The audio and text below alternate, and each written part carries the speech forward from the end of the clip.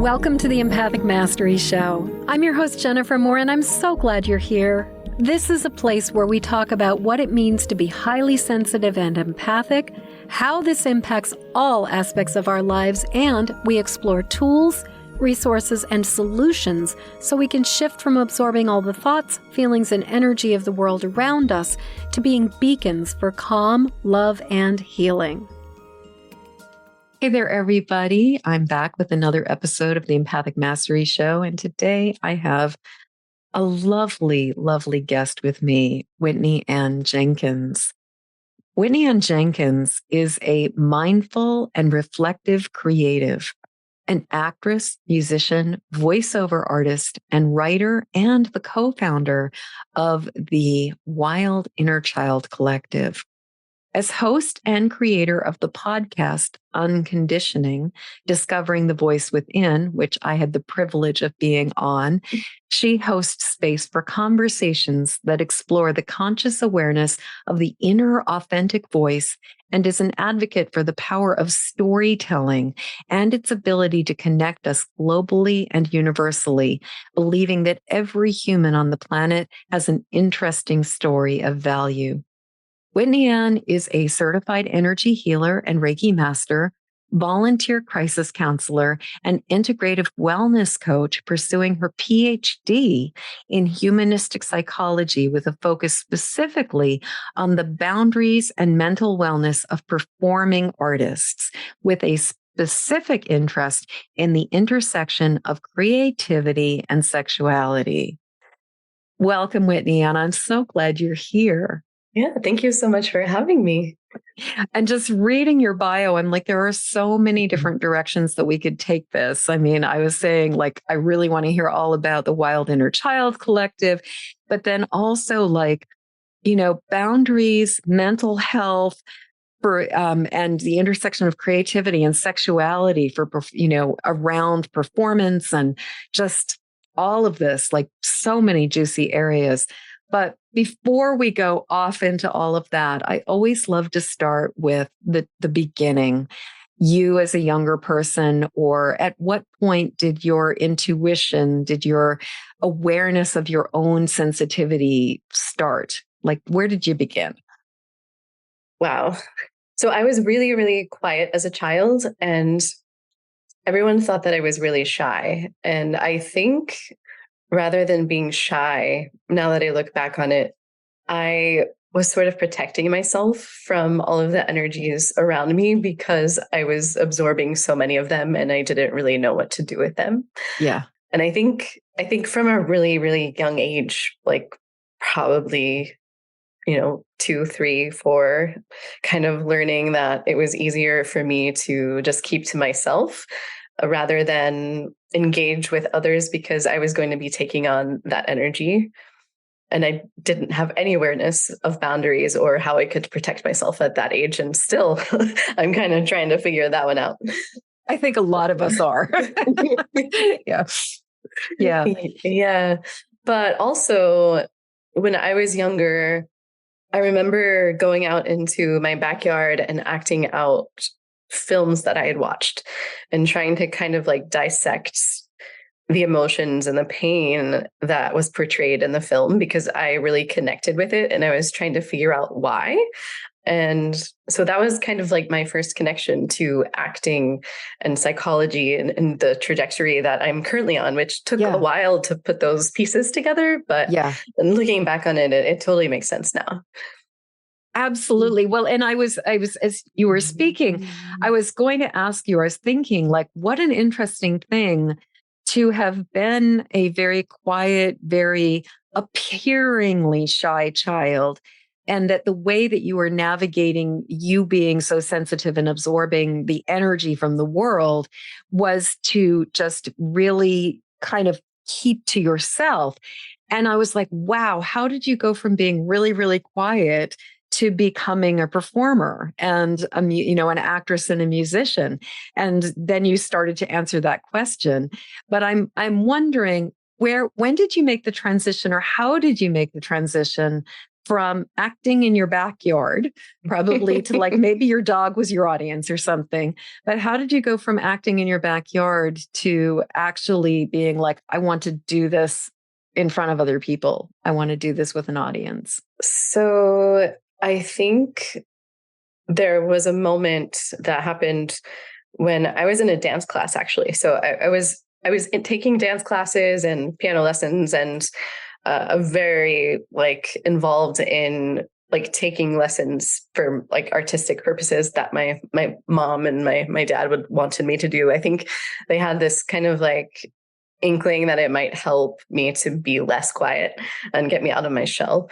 But I was in a dance class one day, and they had like this, I think I was around 7 or 8. And they had this girl come in, and she came and like she was singing a song that they were just putting this element into the dance recital. And she sang this song, and like something kind of like clicked with me. And I was like, I can do that. Like, that's something that I want to do. I like want to belt out a song like that. And so I went home and I started singing all of the time. And that felt like it was such a connected kind of thing to some kind of like thing greater than me. It felt like it was my own space that I could protect myself in a way. Mm. And once I started singing, though, like my parents caught wind of it, and they were like, oh, like we should like, put her in voice lessons and voice classes. And so it was really interesting because something that I felt was like really like my own became something that other people were trying to kind of manipulate to their own liking and purpose. So the singing thing kind of like transitioned into doing musicals. And then I started taking acting classes as a kid. But it's interesting because when I was taking acting classes as a kid, a lot of it was rooted in improvisation. And I didn't like that at all. Mm. And I think it was just because of like the chaotic energy of everyone around me in that. And I found great comfort in hiding behind a script. Like I was able to like really connect with the words and having something to say and connecting with like that emotion, something specific, rather than being an absorbent sponge of all of the things coming at me all at once. That makes so much sense to me. And I was thinking as you were saying it, I was like, improv requires being very open, energetically, telepathically, empathically open. Whereas following a script, it's like there's a certain amount of like you are projecting. Whereas with improv, I think you are receiving or and taking, absorbing.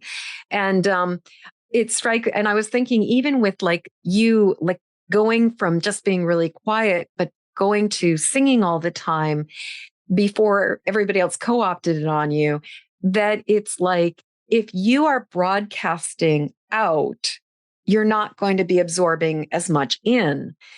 And so it seems to me, and it makes a lot of sense to me, though, that it was much more comfortable once you got into theater, that you were in, that a script was a much more comfortable place to be than the improv was. Yeah. And I've actually never made that connection until like this moment of those things. But having a script like isn't like rigid or anything. No, but it provides the boundaries to be able to like give and receive in a safer way, I guess. Yes. Yeah. Yeah, because you're not, I mean, with a script, there's a set of rules. There's parameters that you're working with, and you're not having to constantly be paying attention to the cues of that other person in the same way that you do with improv. So that makes complete sense to me, that why one would be comfortable and the other wouldn't. Yeah. And yet you persisted. I did. Yeah. I did persist. So I ended up going to like all throughout high school. I performed high school, like actually going to classes was something that was just something that I had to do. And like going to rehearsal afterwards was like what I lived for, because I was, able to like be in my own protective elements and still have fun and play, because I was able to create sort of like that playground for myself of safety within that environment. And then I ended up going to college for theater. And that was also very interesting because my college that I went to was very improv based heavy. Like, so the department chair of my college was Sheldon Patinkin, who was one of the founders of Second City. And so we had a Second City program at my college, and I was required to take improv classes, and I was put back in this like fearful, like not sure what to do. It was almost like a freeze that would happen to me. Yeah. So I had to like work my way through that, and I had to actually take that class twice. Oh my goodness. And for most people, that was like the easiest class that they could ever do, because you don't have to prepare for it. You just show up and you do your thing. But that was really challenging for me. I'm just nodding my head as you're speaking, because I've never really thought about, I did a little bit of improv acting classes and things like that when I was younger. And there's definitely such an incredible difference between working with a context versus working completely off the cuff, where you're just like, it's at you're completely at the mercy of what another person is deciding to do. So as you're speaking, I'm really struck by the fact that like something compelled you to keep going. Like there are so many points, for somebody where it started as something that like singing was something, dancing. Your parents kind of put you in dance class to kind of draw you out of your shell and to kind of help you to just like to socialize you, and then as you started to sing, that became yours. Like you found your way with that and everything. But then even with that, it sounds like there was just these ways that like something that was inherently yours, like even as a small child being out in the backyard and performing in the backyard and experimenting with things, that was yours. And then your parents are like, okay, we're going to take this thing and we're going to send you somewhere. Mm-hmm. It's like I'm hearing this theme of like it's the seed in you that is born, and then somebody sees it and is like, let's nurture this, but they don't necessarily nurture it in the way that nurtures you. What I'm struck by is the fact that you somehow, like something kept you going. Mm-hmm. Yeah. And that is kind of the whole basis of this Wild Inner Child project that we can get to later. The thing inside of you that keeps it going, the diamond in some contexts or philosophies use that word, this urge or desire that you have within you that you must attend to. Yeah. Because if you don't, it will destroy you. So you either pay attention to it or you don't.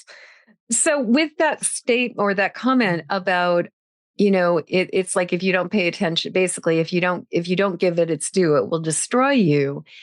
So did you try to walk away from the creativity? Did you kind of be like, this is not mine. This is not for me. Like, how did...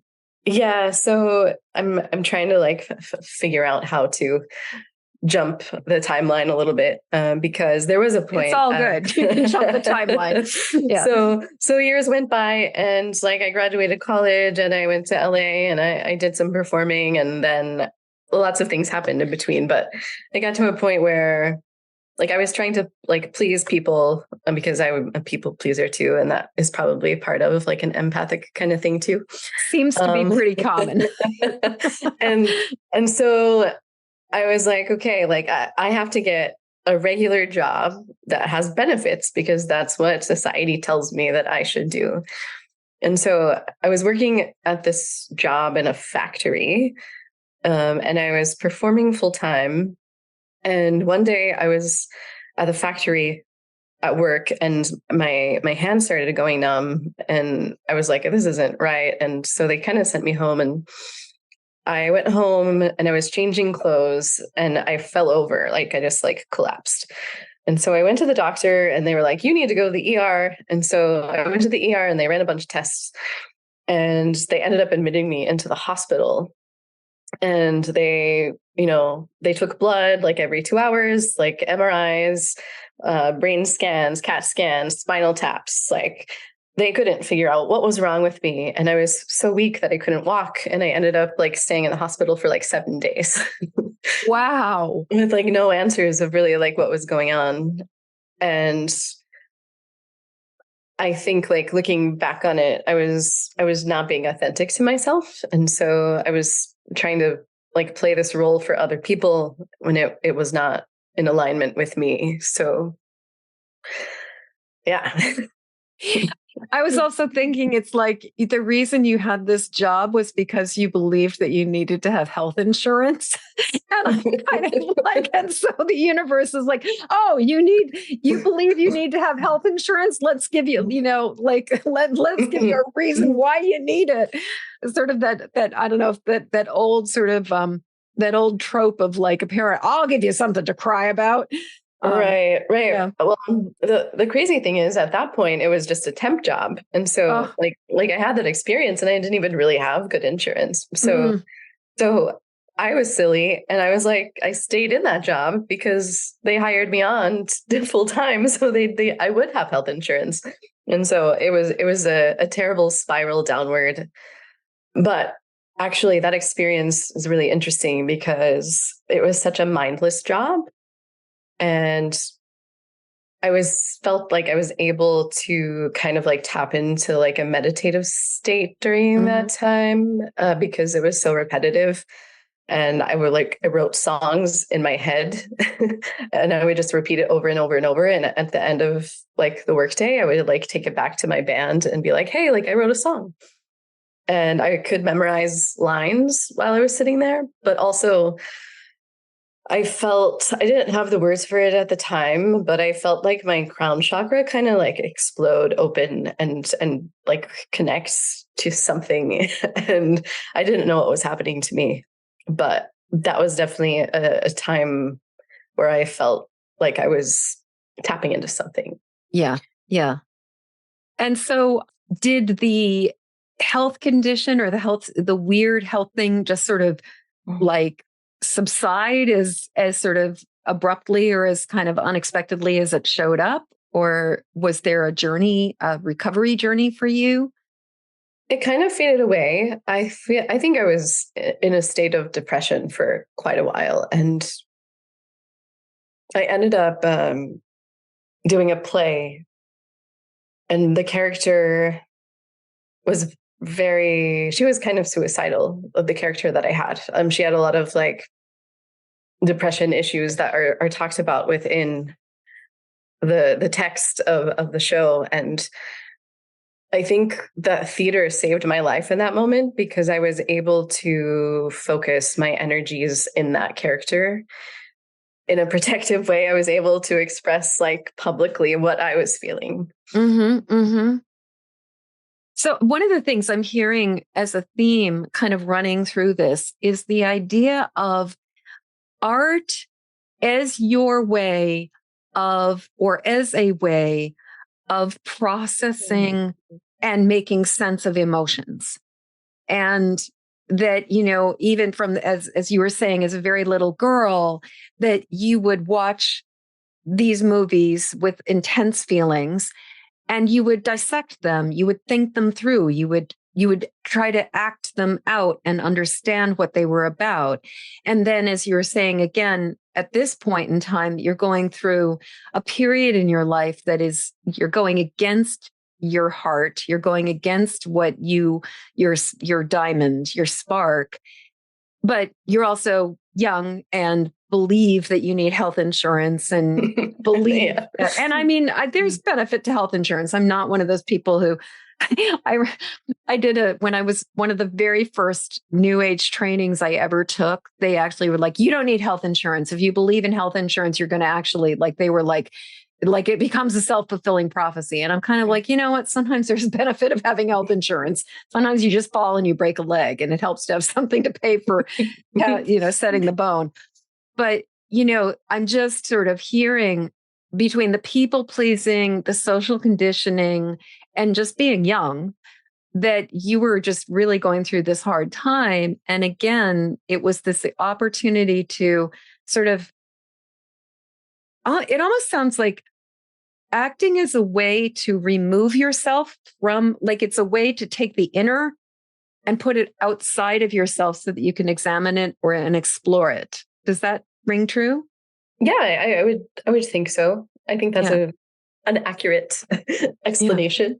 Yeah. So you're doing this piece and you have this opportunity to articulate and to express the depression and the struggles that you're going through in a safe way. What happens next? Did you quit your job? Did you stay with the job? Like where did you go from there? So while I was at that job, I had a lot of time to think. And at a factory job, no offense to people who like do have like a job like that, because if you're content in that, that's completely fine. But like it wasn't very intellectually stimulating for me. So I got this. I've always been like really into psychology, like even from a young age. I might not have called it that, but that was what it was. And so I got this thought that I really wanted to go back to school and study psychology, and I wanted to focus on performers specifically. And so I kind of like put that out into the universe. And I did end up quitting the job, and I tried to like leave on like medical leave for like depression, but it was really hard to like get them to accept that. Yeah. And then I took this awful job, like selling life insurance, because like someone who worked there left and like started doing that job. And I was like, I just anything to get out of here is going to be okay with me. And so I did that for a couple of months, and it was really okay. So talk about being an empath and protecting yourself. It was a door-to-door like life insurance sales job. And it was for union workers. And so like in Los Angeles or in Southern California? So this was in Pennsylvania, in Pittsburgh, actually. Okay, Pittsburgh. Wow. And so like I would go door to door to sell life insurance to like these men who were like coal miners or, in construction workers or in the union.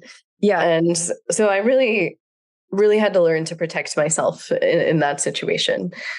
And so events kind of like transpired, and I was contacted by a person that I encountered at a cast party one time. And at this point I had like formed a band, and I had recorded an album, and they reached out to me because they were like, hey, like we can help you market your music and get some exposure. And I was like, I don't know what I'm doing. So sure, why not? So I set up a meeting with the creative director, and they were based in Boston. And like I had the meeting set up like 3 times, and it got canceled like every time. And I was like, okay, like this is not, it's just not going to work out, and I'm just going to have to move on and let it go.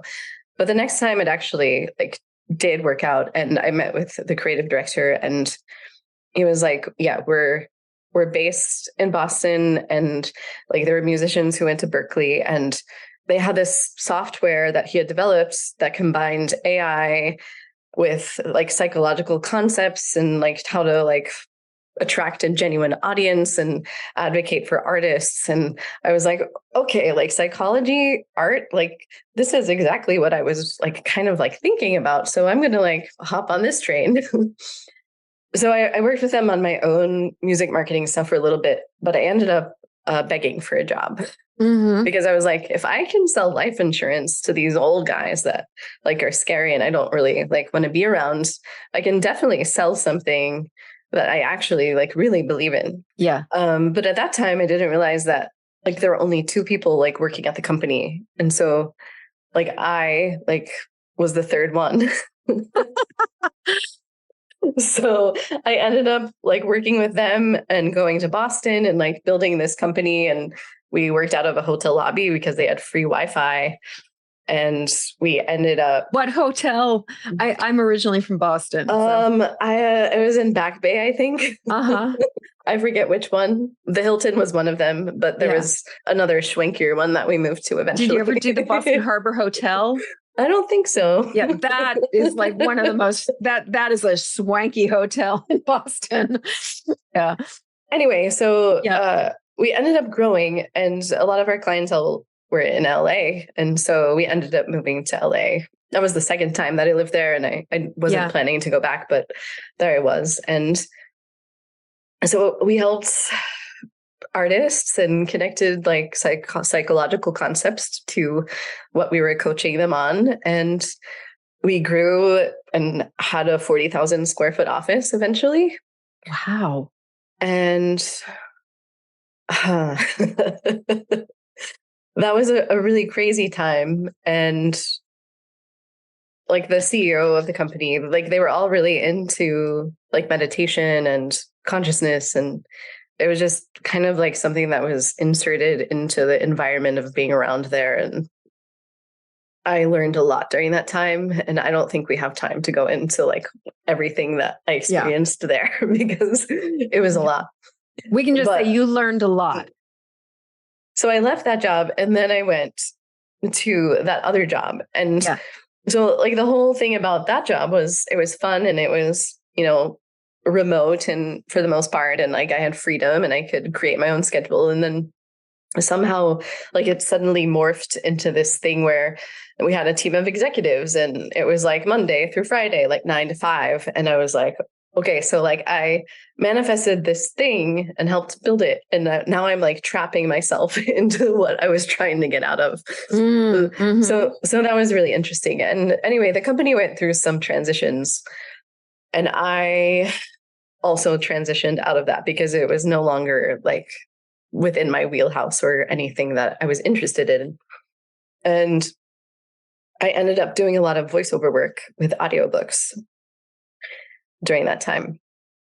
And it was interesting with that because that was during COVID time.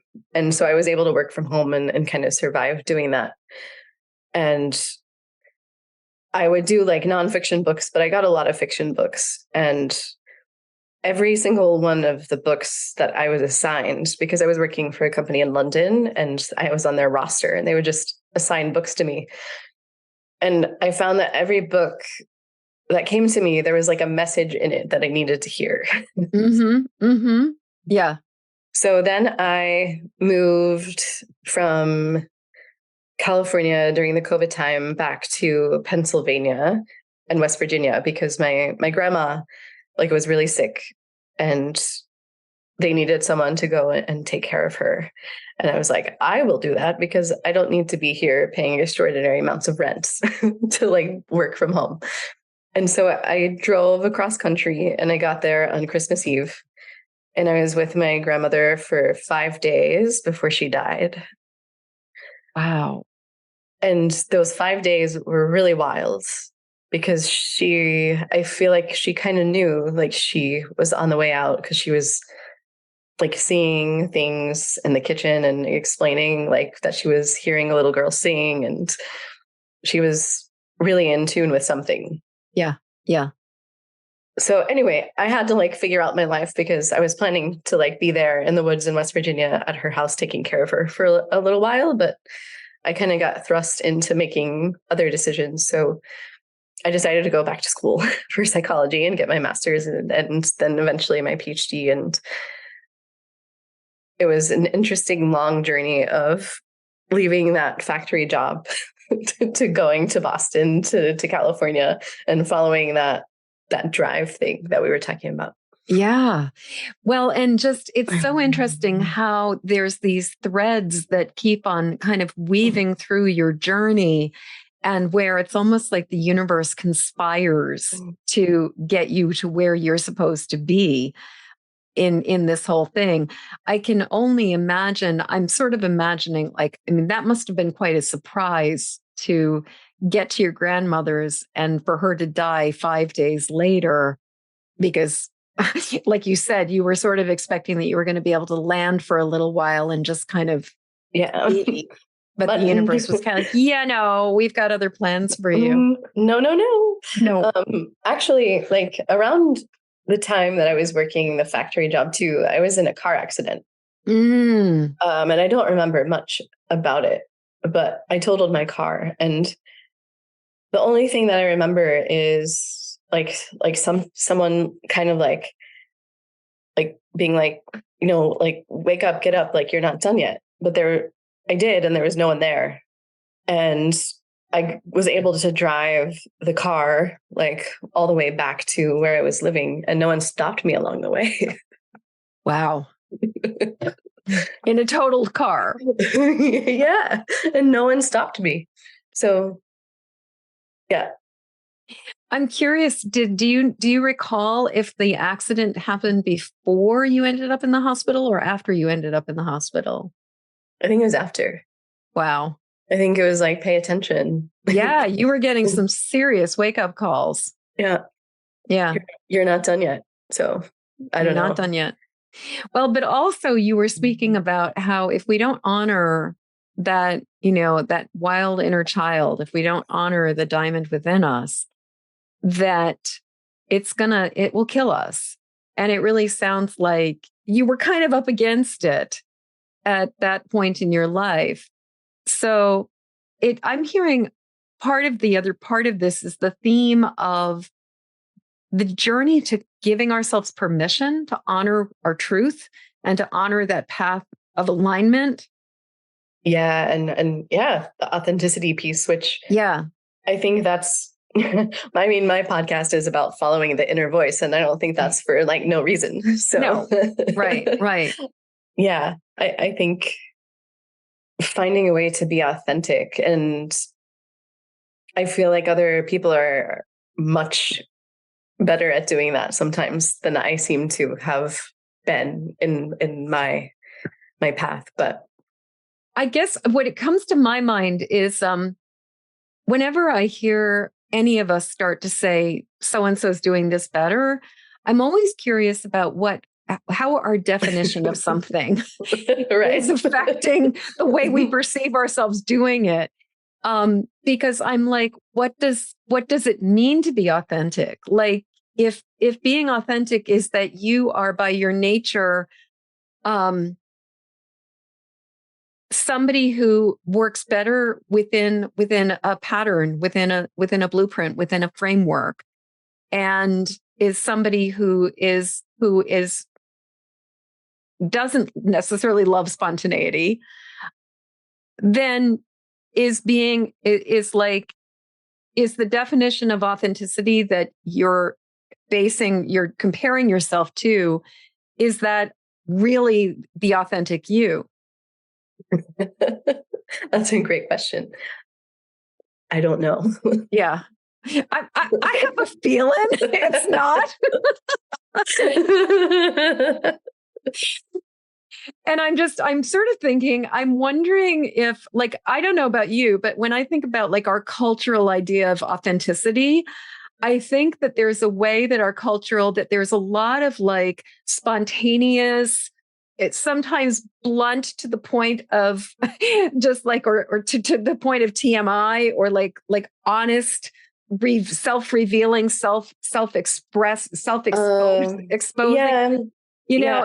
Yeah. I think the kind of creative, like, I don't know, like just sort of that idea of like that person is so authentic. They're really themselves. So yeah, I think authenticity to me is something much more internal. I think it's like kind of like the barometer of whether you're following something that you feel like you should be following, or if you're connected to it or in alignment with it, or it resonates with you, because you're connected with like your heart. Really, your heart is your compass in a lot of ways, in my opinion. And if you're disconnected with that, when I'm disconnected from that, it takes me all sorts of weird ways. Yeah. So then from that, I'm going to extrapolate that when you're saying that you may not be as good at being authentic as some other people are, it's more about the fact that there are times where you hit detours, you hit roadblocks where you're just like, oh, great. Yeah. And they don't seem to be very subtle sometimes. Yeah. Yeah. I can relate. I've definitely. Well, and I don't know about, well, and even the story that you were talking about, like where you started in this company that's like doing this amazing fusion of like marketing and psychology and AI and supporting artists. And you're like, I love this. This is right for me. This is aligned for me. And you outgrow it. It outgrows you. Like it grows in different directions. But it sounds like it was very aligned with your authentic self to begin with. And then it sort of took this wild turn. And I'm kind of imagining, knowing just the stories that I've been through and I've witnessed so many other people, there's that point where you recognize that things are changing and it is no longer in alignment with you. But then there's the period of the awkward in between stage where you kind of wait, or you don't give yourself permission to just jettison because of all of the social ideas of like, don't be I don't know what your voices are, but like, don't be a quitter, or like, give it another chance, be patient, be tolerant. And I think that there's like that just really painful, challenging, sometimes or awkward in between stage from that moment where you're like, this is no longer aligned for me, to this is really no longer aligned for me, when we actually make the change. Right. And that the admittance that it's not working anymore too is a huge piece for me, because I don't like giving up on anything. Like I don't like quitting. I don't like, admitting that it's not something that I chose is not working anymore. That's hard for me to swallow sometimes. Well, and I think our culture has a lot of, if it doesn't work forever, it's not, then it's a sign of failure. Like right. I've witnessed this with marriages and with people where I have a very dear person in my life who's been partnered with the same person for 28 years. They've been married for 24 and recently have come to a place where they're parting ways. And it's just really striking how much our culture kind of will throw an entire life under the bus if we can't sustain it forever. And it's kind of like sometimes things, as an outsider looking at it, I'm like, yeah, grew each other. It's right. not that you failed at this. You guys just grew in different directions and it's okay. Yeah, I think it's especially challenging when it took a great leap of faith in order to get to that point in the first place. Yes. And so going through that experience, you look forward at that next leap being just like the one that you've already experienced. Yep. But in my experience, I just said experience quite a lot, but in my experience, it gets easier, like that jump of faith and like that surrender aspect, like gets easier because you've gone through it before, you've survived like previously. So it's like the unknown isn't as scary. Yes. Yeah. For me, the word surrender is tied into that part, that phase of life too. And there is definitely something, I don't love getting to the place of surrender. I always come to it kicking and screaming, but I will say that that I'm more likely to surrender quicker now than I was when I was younger. And I also am much more likely to surrender to surrendering in a way that makes it a lot easier once I've kind of been like, okay, fine, I'm going to surrender. I'm going to accept this. I'm going to let it unfold as it will. So, and it's not quite at the time where I will say, oh my goodness, Whitney Ann, I can't believe how fast the time is going by, but but it is whizzing by. And I really did want to make sure that we had a chance to talk about the Wild Inner Child Collective, the Wild Inner Child, and especially that piece of how does the wild inner child tie into that access to your inner compass, how does it tie into the really making authenticity your priority? Right. Yeah. So the Wild Inner Child Collective is a monthly kind of circle experience to explore those things and get back to the joy of the wild inner child, and not like going to a therapist and recalling all of like your terrible experiences, but connecting with that like pure, like feeling safe. Safety is like the first like primary thing that must happen in order for you to be able to feel like creative and explore and do it to wild abandon, and get back to your wild inner child. Mm. And so what we're doing is we're kind of taking the concept of archetypes and storytelling, and each month we're coming at it from a different archetype and implementing also the transcendent function, because that's a very Jungian term, but looking at the shadows within the light and vice versa, because you might like this one type of character archetype within you, but in reality, we have all of the archetypes within us, and we have to explore all of them in order to be able to come back and be connected to that wild inner child from a very like genuine, like pure space. So I'm hearing two things. One is just the capacity to recognize and know and have space for all of the light and the shadow of all of the archetypes within us, and embracing, and not just the part that we like necessarily, but really embracing and accepting the complexity of ourselves. Yeah. Yeah, go ahead. But the other thing I heard you saying is safety, and how imperative safety is to be able to do this kind of exploration, to be able to be in a place of creativity. And so I actually was wondering, I mean, obviously, this has been a journey. In some ways, it seems like creativity, psychology, authenticity, and safety has kind of been the theme or the through line in your life. What would you suggest are ways to start creating safety, achieving safety, finding safety? Well, I'm still figuring that out myself.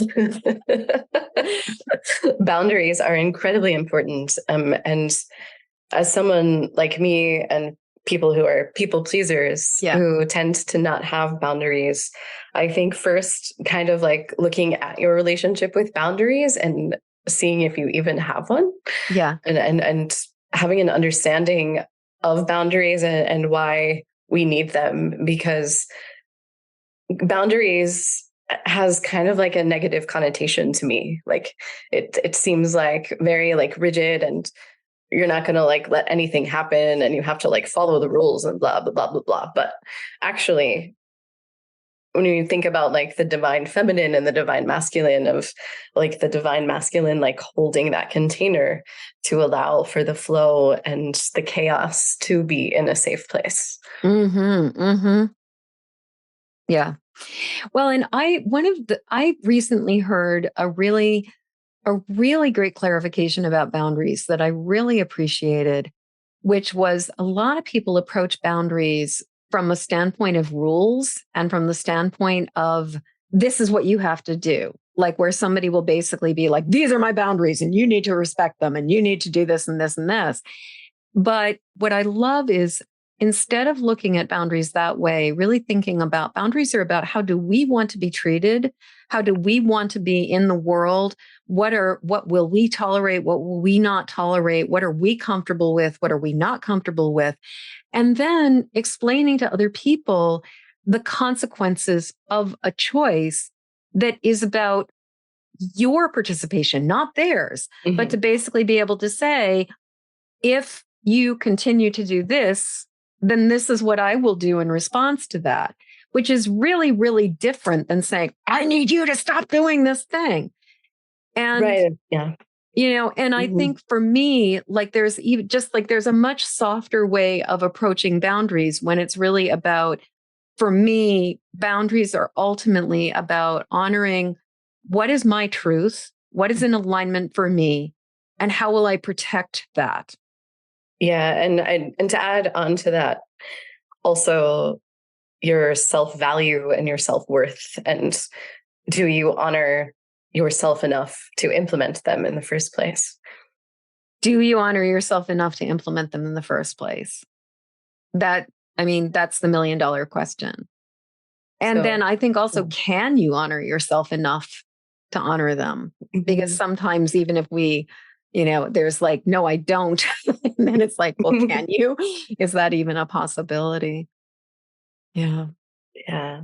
So boundaries are tricky. It's taken me a long time to like even have any kind of understanding of them. And it's going to be a long road ahead. But right there with you. Well, and in my personal experience, I find that also every single time I grow, every single time I go through a period of up leveling or adjusting in my life, my boundaries come back into recalibration and they come back into question.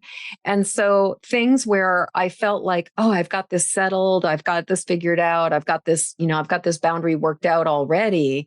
And then like I would go through a period, like I'd go through a growth spurt and suddenly I would have to be setting boundaries with my time again. I would have to be setting boundaries with requests and things that people were asking of me. And I would have to kind of circle back around to, okay, these are my boundaries. Like I have to set this again. Yeah. And so now when I have these periods of like, oh God, do I have to set boundaries again?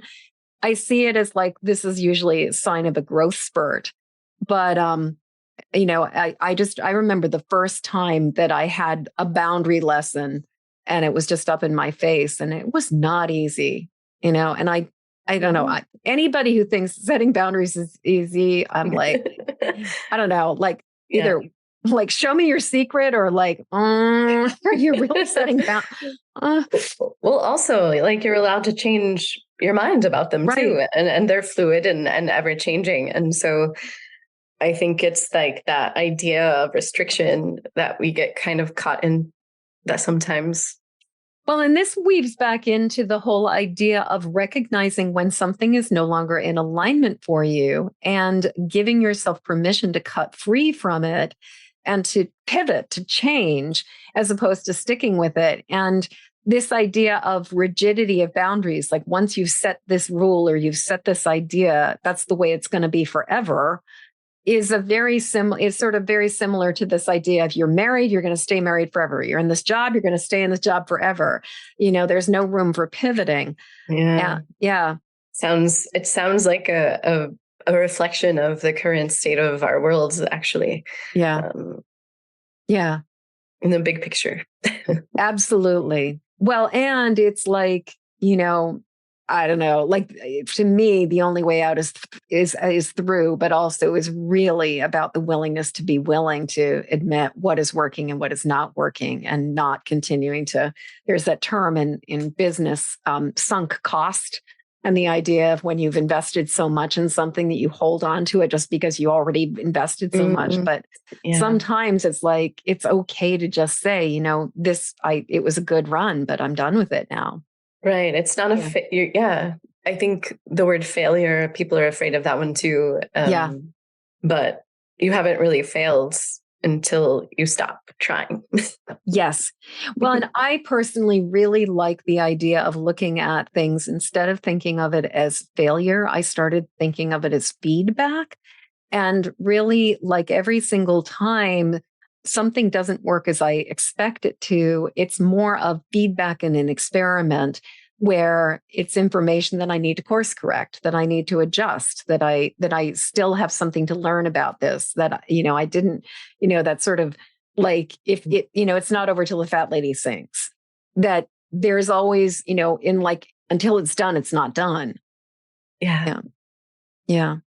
So now is the point where I say to you, oh my goodness, I cannot believe how fast time has gone by. So this has been, I mean, we've been on an amazing journey about, I think it seems to me like honoring our authentic self has really kind of been the core of this conversation today. Right. And Yeah. just, and respecting the truth of who we are as opposed to who we think we should be. What else? What feels like I really want to be sure that I speak to this before, so that, like you're not going to kick yourself later and you're like, oh my God, I should have said this. Just to like bring it full circle and kind of like talk about what I'm doing with my PhD work and research is so like I've had experiences as an actor where like you go into all of this training and preparation to get into character, but there's not any kind of effort or explanation or support in how to get out of it. And so like boundaries, like surrounding that too, is something that is really, really, really, really important from my own experience, from the perspective of like people who are in intimate scenes on stage together, because like those relationships can trickle into real life and have like real life effects. We've seen it like with celebrities, but it happens like on amateur, like community theater levels too. And it has a real impact. And the second one is that I did a play and my character tried to commit suicide. And so I went home after rehearsal one night and I found myself in a place of like dark despair and I didn't really know what to do. And luckily I was able to talk to the producer of the show and she kind of talked me down, but that was a point where I was able to kind of take myself out of it and look at the situation with awareness of, if I'm experiencing this, then this is something that other people probably experience too. So this is something really important as far as like creating boundaries around those specific things for performers.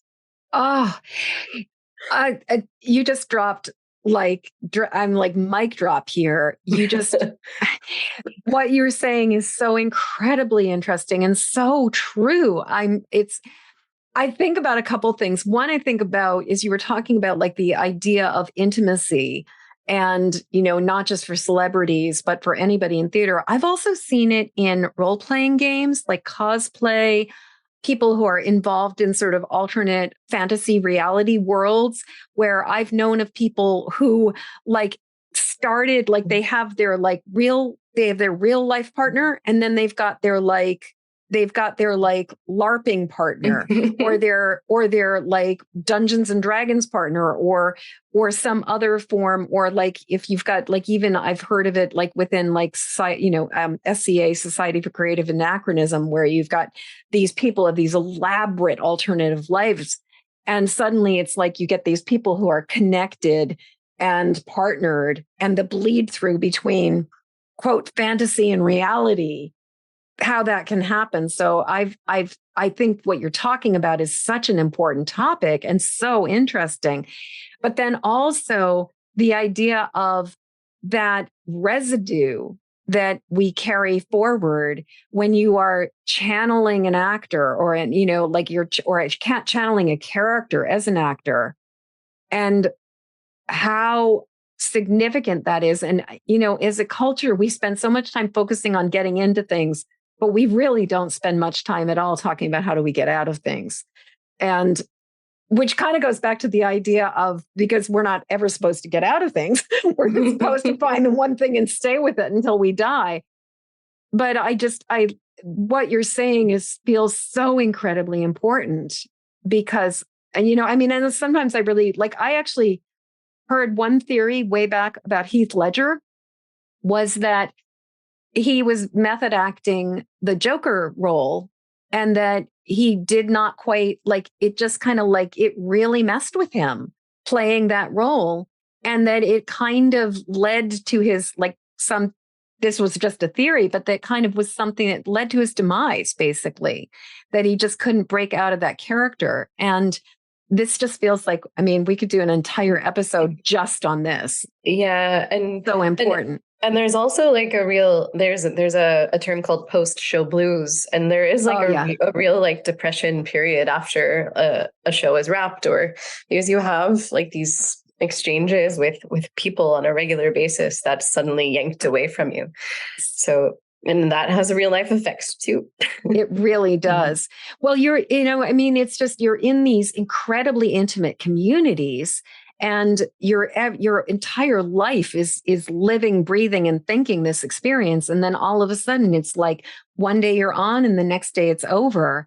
I've absolutely had the experience with a number of creative projects, but especially when you're part of a group creative project, there is nothing quite like it being over. And then it's kind of like, like, yeah. where did it all go? Yeah. It happens with musicians and dancers. It happens like all across the board. And it happens frequently in the workplace too.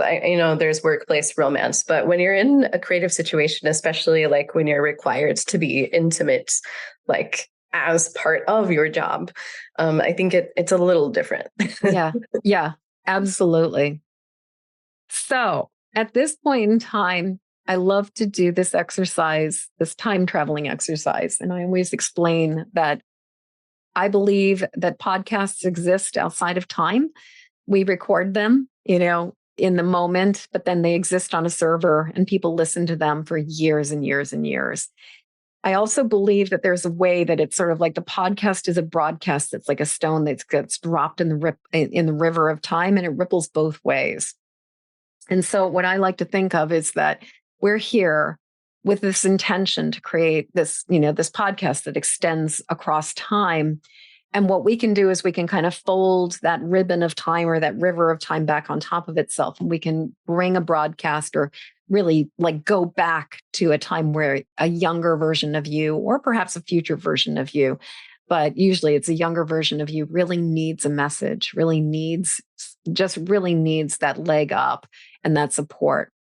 So I always like to ask the question, who are we going back to? How old are they? When, where are we going back to? And then what are you saying to them? And not, I would tell her, but like speak directly to her, talk to her, tell her what she needs to hear. So where are we going? And then let it rip. Oh, where are we going? I think 8. Can we go back to 8? Absolutely. Okay. So I'm telling her something. We're having a conversation. That's right. Yes. Yeah. You're speaking to her. You're giving her the message she needs to hear. Okay. You're on the right path. You're on the right path. Yeah. Don't worry so much about what other people think. Don't worry so much about what other people will think. Your voice is your own. Your voice is your own. Yeah. I'm hearing to say to her, keep singing. Yeah. It's yours first. Keep singing. Okay, final question. How do we get in touch with you? Well, I don't think you want to call me on the phone. So no, I mean, I'd spare you that. I'm not sure giving phone numbers out on a podcast is the smartest idea. Yeah. Unless this was an infomercial and we were trying to sell some kind of swag. Yeah. Sure. Okay. So I have a website. It's whitneyannjenkins.com. Okay. I have a podcast. It's called Unconditioning. I have a second podcast with a friend of mine called Entertaining the Light, and we talk about mental health and the entertainment industry specifically. Ooh. And let's see, what else? The Wild Inner Child is wildinnerchild.com. And yeah, I am an integrative wellness coach. And so if you feel compelled to want to work with me in that way, especially if you're an artist or creative, because I can come from that perspective, then I offer that, as well as Reiki. And I think that's all the places. Instagram, Facebook, wherever you feel most drawn to. Excellent. And all of this will be in the show notes. If you are just listening to this, wandering about, driving your car, whatever, come on over to empathicmasteryshow.com to find the show notes and to find those links in there. One last question, because you were saying you've recorded a lot of audiobooks. Is there a particular audiobook that is like an all-time favorite of yours that you recorded that, like if somebody wanted to listen to a book and you're just like, I loved this book, I loved recording it. What was it? So there is a book series called The Lightning Brain, and I've been working on that book series for probably like 4 years. And it is about a girl who gets struck by lightning at birth, and she has all of these incredible powers. And it also like intersects a lot of like philosophy and psychology and like quantum physics within it. It's really dense, but it was really fun, and it kind of connects all of the things about myself. So I've gotten to kind of like grow with this character along the way, and that's been really fun. Oh, that sounds amazing. So it's fiction. It is fiction. Yeah. Wow. And it's called The Lightning Brain? Yes. Wow. I think I'm a big fan of audiobooks, so I definitely think I will have to check it out because I love to listen to your voice. You have such a beautiful voice. Thank you. Whitney Ann, thank you so much for being here and for having this honest, authentic, real conversation and just going on this journey with me. I really appreciate it. Yeah, thank you. Thanks for letting me sit in the hot seat this time. Yeah.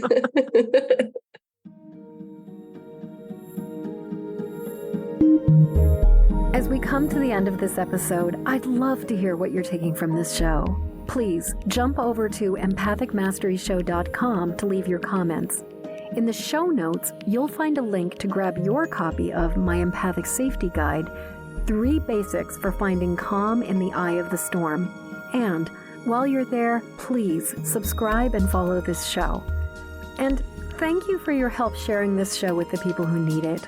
Please help me to spread the word and send this podcast to friends or family members who need support living as highly sensitive empathic people. Then join me again when the next Empathic Mastery Show airs. Okay, one last time. Hop over to empathicmasteryshow.com for your Empathic Safety Guide. And until next show, shine on. We need you and your gifts here on this planet. So please don't judge your empathic rainbow by colorblind standards.